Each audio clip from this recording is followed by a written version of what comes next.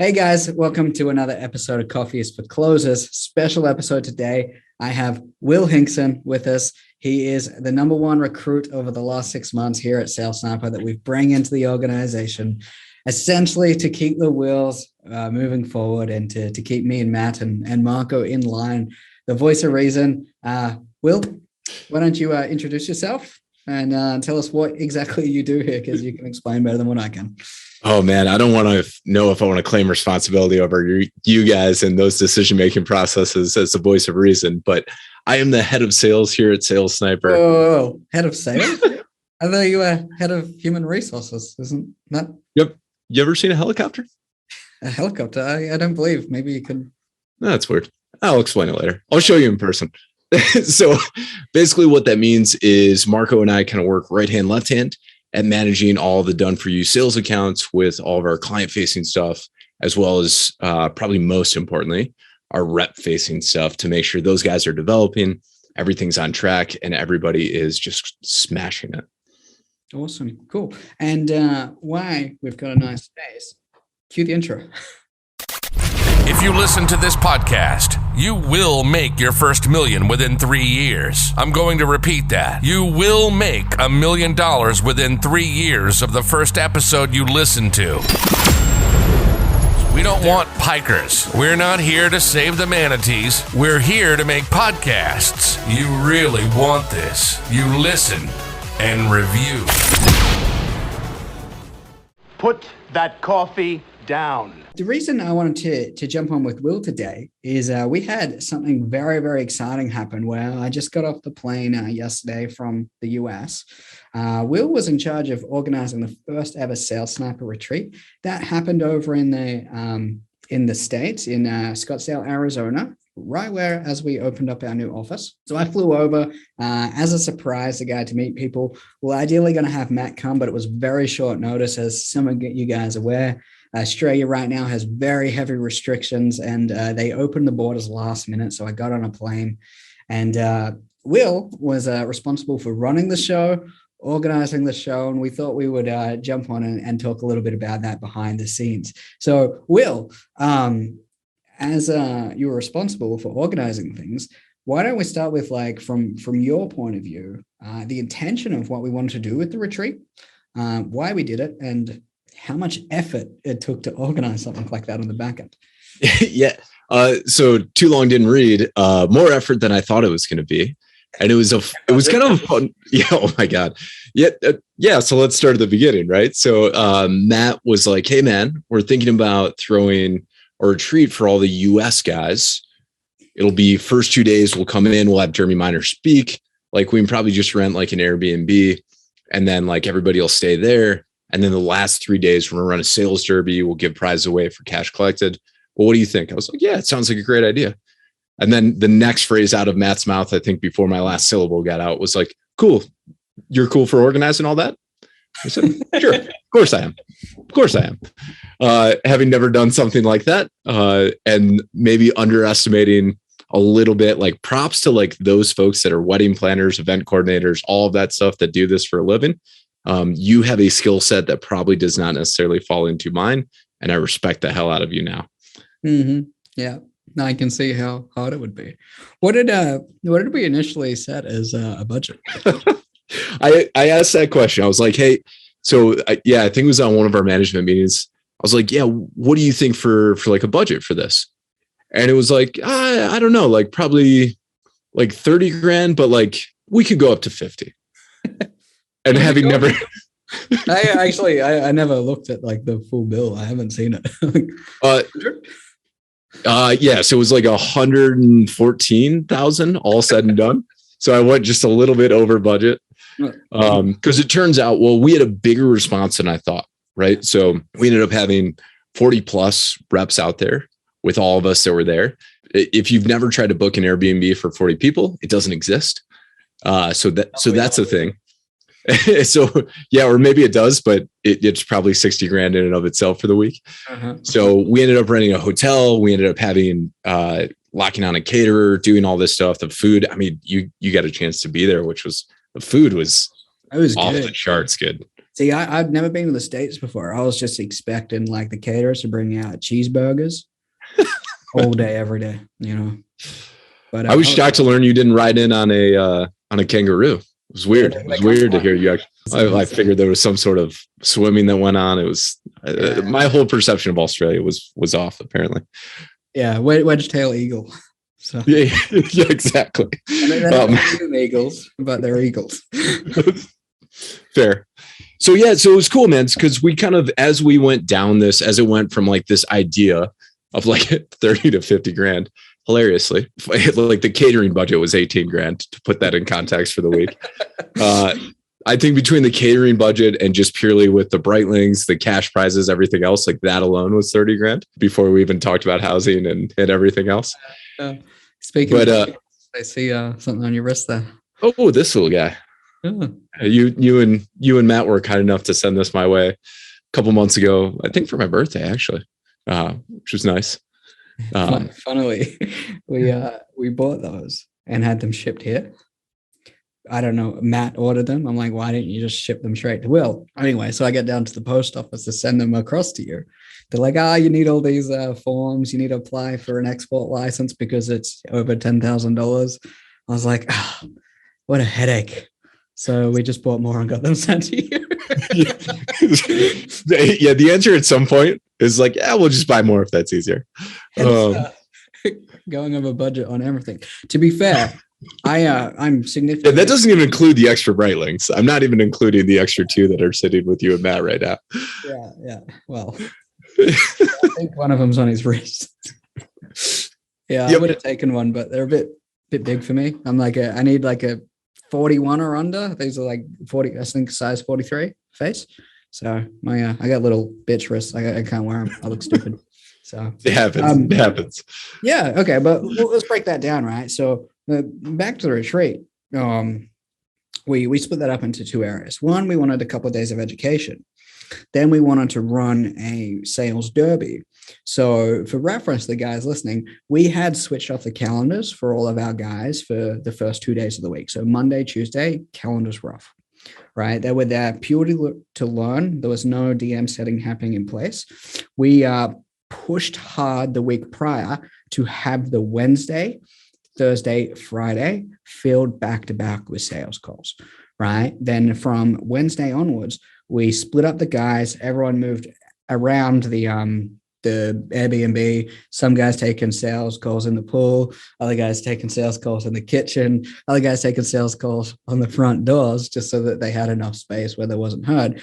And we pumped as many sales and as many additional bookings for the week following week on those 3 days, right? And we ran a competition, which I'll let you explain the structure of the prizes and how that worked.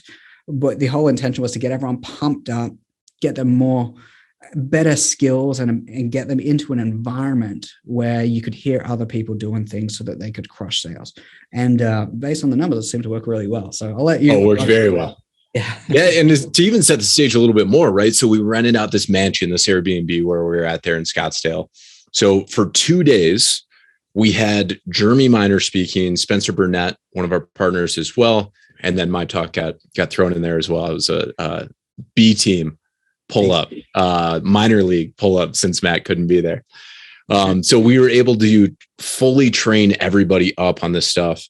And I will tell you, having gone through Inner Circle directly with Jeremy, even having the access to all of the amazing training we have internally at Sales Sniper and do with our teams, there is a special sauce to going with Jeremy Minor in person, watching him do that and how that unfolds for him in person. That cannot be replicated anywhere else, because I've been through all of this stuff. That's how we all got connected, as I came through Inner Circle. So everybody's ramped up. Everybody is just like buzzing with energy, electricity. Like, I mean, we came off those 2 days of training, came straight into the sales derby. And like, not only did they come off the training, but Jeremy was there. I was walking around. You were walking around. Like, we're tweaking guys' sales processes and giving them real-time feedback while they're on the calls there. Like, it was incredible. It was electric inside of the house. So the prizes were this: the sales derby that ran was for anybody that is in one of our alphas who are closing, they're closing deals, Bravos as well. We did the highest amount cash collected for the week, right? For those 3 days. Yeah. So Monday and Tuesday didn't count because obviously nobody's taking calls because they're absorbing information. But for those next 3 days, we went highest amount cash collected. Now, spoiler alert, we had somebody that did $800,000 contract value, not cash collected, but in a single day. So it was off the charts. But whoever ended up doing the most cash collected won a Breitling.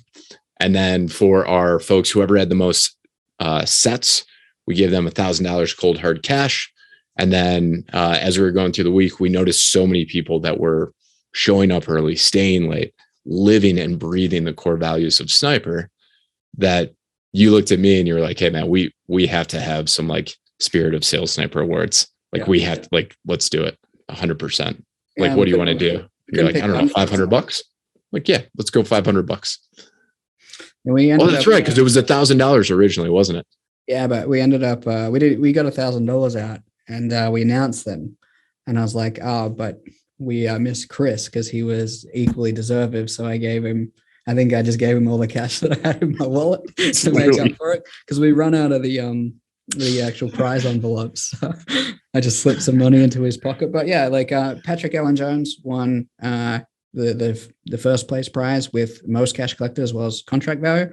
$800,000 in a single day. Contract value is massive. I think he finished with like $78,000 cash collected. Yep, he got a 78,000 wire in a single day. By the way, he had some other stuff he had to leave too on Thursday, Friday. Yeah, he wasn't there for the Thursday, Friday. But to put that in perspective as well, he has collected significantly more of that cash. With deals that size, you don't put them through a payment link. They are wire transfers. He had payments go through. They didn't land in the bank account to be able to be confirmed during that day. I think by the Monday, there was about 380 of that cash that had physically been collected as well. So huge effort. Usually with big deals, you make the sale in a day, you don't technically collect that cash. A lot of people, when you're spending $300,000, you don't really want to risk your cash stores. Most of the time you'll get external funding and borrow from assets you already have. That way to diversify your income. So you do have cash stores if necessary for other things. So there's a lot of minutia surrounding deals of that size. Then the three runners up that we had, there was RHODE, Thales, and Will. Maybe you want to run through their numbers if you can remember them off the top of your head. Yeah, so everybody was roughly around 55K cash collected for those 3 days. So it was like, I think somebody was 51K, somebody was 58, and then I think RHODE might have came in at like 62, something like that. That's still huge. Savage, days, right? Like that much cash collected. Yeah, and I think the important thing to note too, like, because I think you hear those numbers, right? And you're just like, oh, I need to be that closer. Like the reason why we went with most sets as well, and also kind of like Spirit of Sales Sniper, is like the lifeblood of anybody that's closing at a really high level is the fact that they have calls and those are set really well. Yeah. So I want to recognize as well the rest of our team, because everybody put in massive effort. I mean, you look at somebody like JD who is there just making the dials. Like I forget how many sets he did, but it was extraordinary. Who won the most sets? I'm trying to remember now as well. It is a little, yeah. Yeah, exactly. I'm so sorry if you're listening to this and I totally forgot. I can't remember if it was JD. JD won Spirit of Sales Sniper along with Luke Von Holland and Chris Kavanagh. Yeah, that's right. I think it might have been Valeria, possibly. Could have been. Totally could have been. Edit the last minute out, and I'll take over. It's cool. Anyway, so those were who won the awards. Huge efforts. From expectations from our end, we collected a lot more money. We got significantly more contract value than I was going in expecting. So maybe it was worthwhile to overspend on the budget because it seemed to work. We got a pretty good ROI.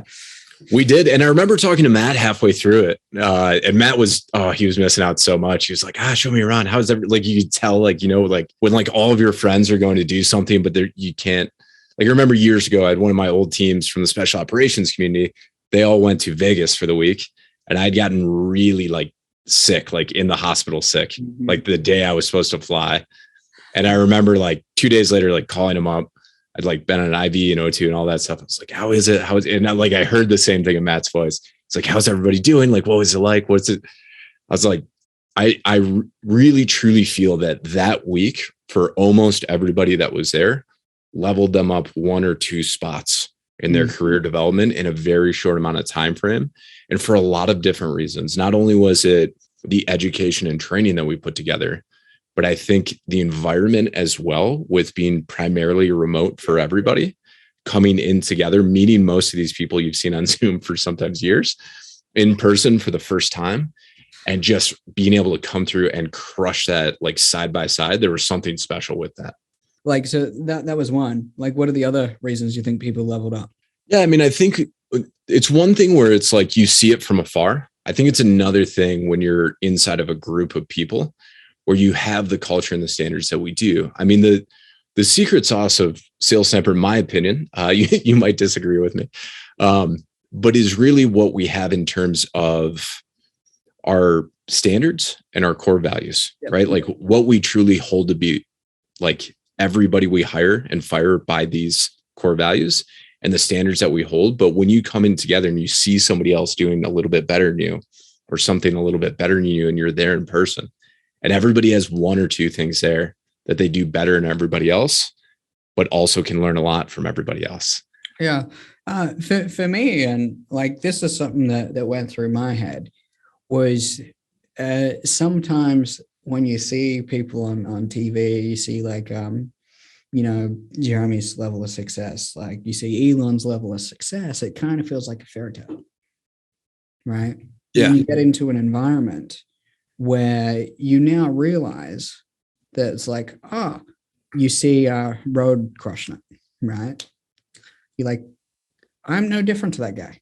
I can do exactly what he's doing right now. And all of a sudden that fairy tale becomes real. And now everything that you've thought, like, I would like to have that in the future, it sets in stone that that's now possible, because like, he's just a normal guy that it's happened to. He's done the exact same things that I'm doing. He's just a couple steps ahead. So now it's no longer a fairy tale, but it is like composed in reality. And you get that level of conviction that it's like, okay, I just have to keep doing exactly what I'm doing. And then you generate like that level of self-belief where it's like, mate, cards are off. I can do that. Like, they're not. Unless you're trying to be as big as RHODE. RHODE's a pretty big dude in person. You're going to have to start lifting. Yeah, good luck. Good luck with that. But in terms of closing at the level RHODE that can close at, that you can attain. Yeah, it's just another human being, right? And once you realize that, it's like, I can do exactly what that guy does. I can model him. I can take the same standards. I can take the same process that got him to this level. I just need to figure that out for me. And I think like that level of assurance, when people realize that it's like, that's actually possible, it's not a fairy tale dream, makes things happen very quickly. So, yeah. And I think it's an interesting thing you just touched on too, right? Because like, I would say everybody kind of like our top level closers, if you will, like everybody has a little bit different style, but everybody's looking for the same outcomes from their sales process. And I think that can be a little confusing in the beginning, but I think part of the magic of what we saw there was all of a sudden you had everybody with their own style. And especially those first couple of days, like we had those role plays with Talus and RHODE, and they're 2 of our top level closers, right? Like they're doing massive numbers per month. And then Jeremy would slide into that seat. And then you're like, that's what it looks like 20 years later doing this. But his outcomes that he's getting are the same exact things that Talus and RHODE are going, that we all use. But you start to realize like, I can't skip steps. I have to know what I'm looking for. And I shouldn't try to model anybody until I actually understand the process of what's going through. Like, I shouldn't say model anybody. I shouldn't try to change what's working until I get to such a level that I understand the outcome of every single question, every process in the sale. Yeah. Okay. That makes sense. I guess like we don't have much time left. What did you take away from the retreat? And then I'll go after you, as like something that you learned or something that blew your mind. I'm kind of curious, like what you got out of it as an individual. Yeah. I mean, besides a bunch of good night's sleep, having to plan everything up, and once it was there and I could address anything there. Yeah. I think more than ever, and I was already pretty bullish on us, as you well know, We had some fun conversations with our pants off after a few beers. I mean, my pants are on. Were yours off? Oh yeah, they were. That's weird. I didn't even notice. Really?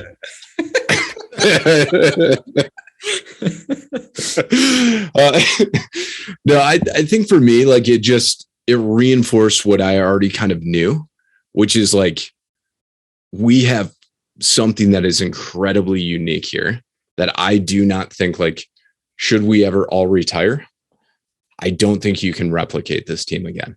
Yeah. I think it is a mix of experience, a lot of humility, even everybody has a lot of fun, but like there is a level of humility there as well. And just pure talent that I don't think anybody else can replicate. I think people with Series A, Series B, Series C funding try to do and still miss the mark. Like, I am more bullish than ever on Sales Sniper just taking over the planet. Yeah. I agree with you.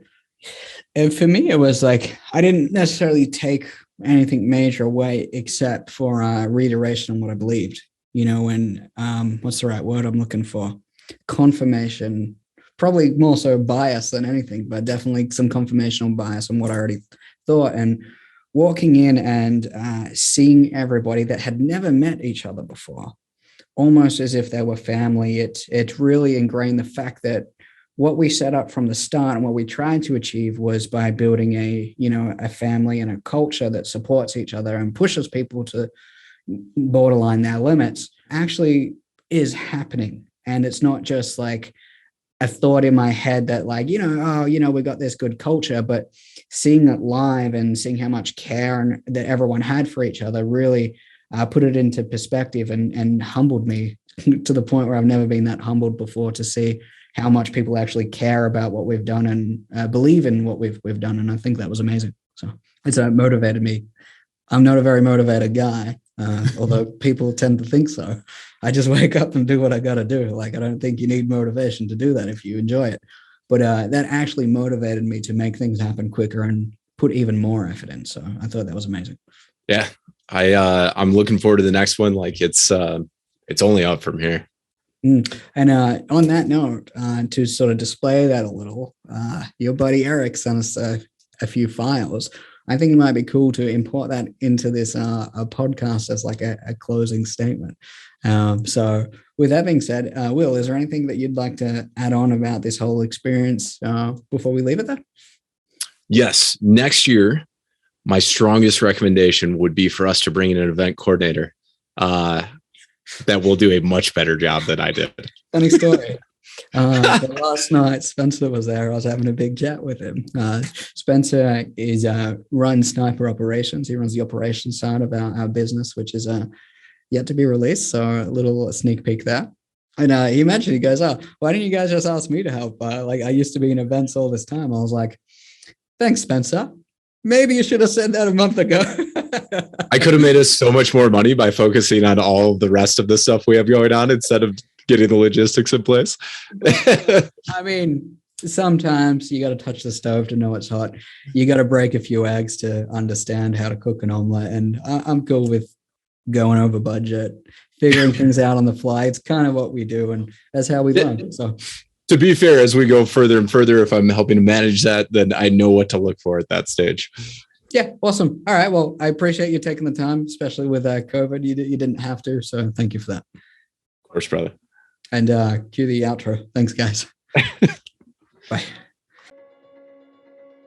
The best thing about working with Sales Sniper is the ability to grow. Grow as a person, grow as a human being, grow your skill set, grow the level of income that you can actually make, not only for yourself, but for your family and the people that you actually care for.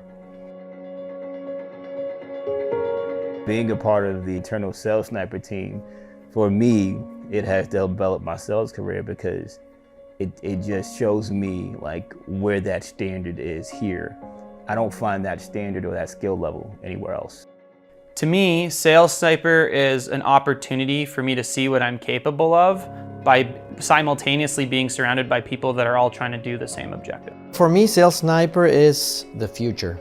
I think the way sales should be done. Not only a great way to make a living, but also an excellent way to do something fulfilling about the sales career. We're transforming lives. You basically kind of see the whole process from beginning to end. So starting like top of the funnel, setting appointments through messenger conversations, actually like speaking with people over the phone, and then going into closing. You get to see like prospects don't just come out of thin air, like business owners spend their time, money, and effort. For me, I look at it as part personal development, part personal investment, because we're inspiring others to take action on the things that they want to take action. You know, sign in with the program and realize like how serious this type of training was. So it's been literally helped me go from 1 sale a month to being able to close for one of our big accounts. When I say Sales Sniper has opened up a lot of opportunities for me, it's not only in the cool projects that I get to work on. I literally have tripled my income in the last year and a bit by working with them. I think that my favorite part about the culture is that everybody is there for you. No one's judging you. Everybody's there to help each other be better. And it's as long as you put your hand up and you're vulnerable and you're open and ask for help, then there's always somebody that's going to come in and say, you know, whatever they can do to help you, they'll do. And the most important thing is the culture behind the company that we work for. They really believe in you. They give you an opportunity. They provide you with the best resources, the best assets that somebody in sales can actually have to succeed. We would recommend Sales Sniper because we're going to teach you the right skills. Even if you're a seasonal professional, we're going to teach you how to go from here to here. If you're a beginner or newer in sales, we're going to give you the right foundation so you can go all the way to the top. And we're going to place you in the right opportunities where you can succeed. The whole premise is we hire on culture and train people. Once you've got sales training nailed down, it's very easy to get people to a certain level, provided they have the right attitude, mental capacity, and ambition to do so. And there is one credential that we take, and if I saw that on a resume, I'd immediately be like, you're in. And that's, I gauge our hires on whether or not I would sit down and enjoy a beer with you.